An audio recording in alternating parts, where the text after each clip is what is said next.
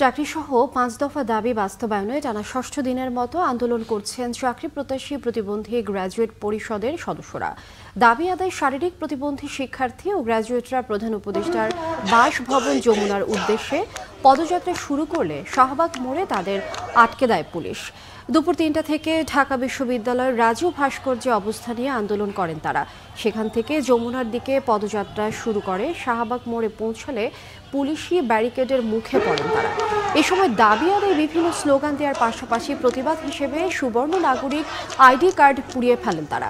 প্রতিবন্ধী গ্র্যাজুয়েটদের ৫ দফা দাবির মধ্যে রয়েছে প্রধান উপদেষ্টা নির্বাহী আদেশের মাধ্যমে প্রতিবন্ধীদের কর্মসংস্থানের ব্যবস্থা, প্রথম ও দ্বিতীয় শ্রেণীতে ২% এবং তৃতীয় ও চতুর্থ শ্রেণীতে ৫% কোটা পুনর্বহাল, শ্রুতি লেখক নীতিমালার সংশোধন, সমাজসেবা অধিদপ্তরের সংরক্ষিত পদে শুধুমাত্র দৃষ্টি প্রতিবন্ধীদের নিয়োগ এবং চাকরিতে প্রবেশের বয়সসীমা ৩২ থেকে বাড়িয়ে ৩৫ করার দাবি বাস্তবায়ন না হওয়া পর্যন্ত আন্দোলন চালিয়ে যাবার ঘোষণা দিয়েছেন তারা।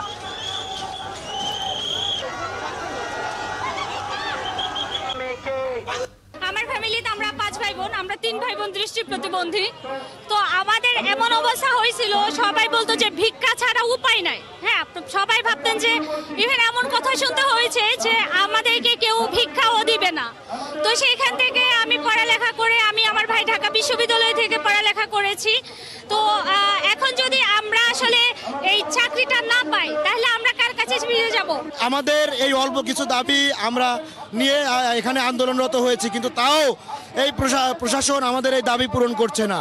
এবং সবথেকে লজ্জার বিষয়, পুলিশ আমাদেরকে এই প্রতিবন্ধী শিক্ষার্থীদেরকে হামলা করে মেরে তাদেরকে আহত করে দিয়েছে।